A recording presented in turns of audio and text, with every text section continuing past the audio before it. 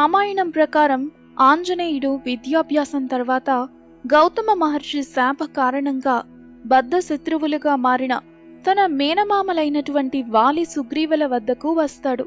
వాలి సుగ్రీవుణ్ణి విరోధిగా భావించి కిష్కింధ నుండి వెళ్ళగొడతాడు. వీళ్ల గొడవను హనుమంతుడి కన్నా చక్కగా ఎవరూ పరిష్కరించలేరు. కాని తన బలం శక్తి గురించి హనుమంతుడు మర్చిపోతాడు కదా.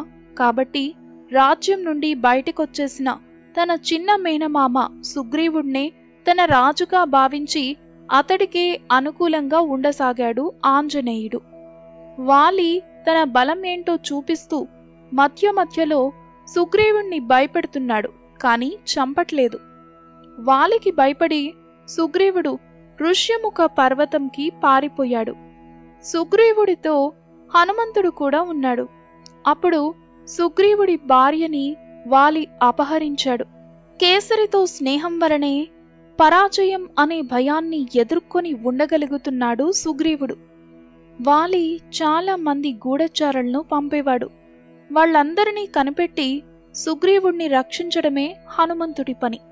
ఇతర గ్రంథముల ప్రకారం తన గురువైన సూర్యుడికి గురుదక్షిణగా అతడి పుత్రుడు సుగ్రీవుణ్ణి హనుమంతుడు సేవించాలనుకుంటున్నట్లు శ్రీకృష్ణ రామాయణంలో ఉంది. అంతరార్థ రామాయణం ప్రకారం హనుమంతుడు సుగ్రీవుణ్ణి చేరుకొనుటకు ఆధ్యాత్మిక రహస్యాలు ఉన్నాయి. వలతే అనే సంస్కృత పదం అర్థం చుట్టుకున్నది అని, అంటే మాయా అని అర్థం. వాలి అంటే మనస్సు చుట్టుకొని ఉండే మాయా అని అర్థం. ఈ వాలి ఇంద్రియములకు అధిపతి అయినటువంటి ఇంద్రుడి పుత్రుడు.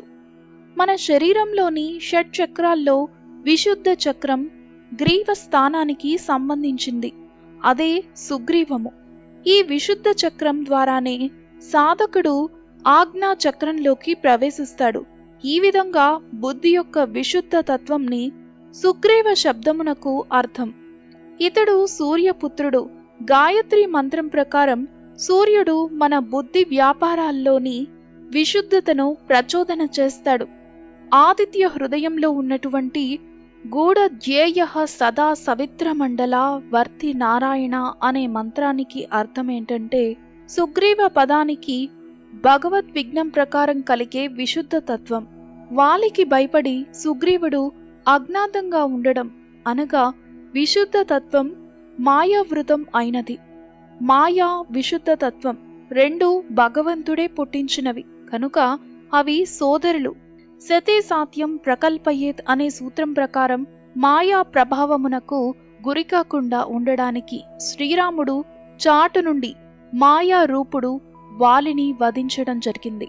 రాజైన వాలిని విడిచి సుగ్రీవునితో ఆంజనేయుడు అంటే మనసుకు చెందిన మాయను విడిచి విశుద్ధ తత్వంతోనే బుద్ధి ఉంటుంది అని అర్థం. అందుకే ఈ హనుమంతుణ్ణి బుద్ధిమతాం వరిష్టం అని వ్యవహరిస్తారు.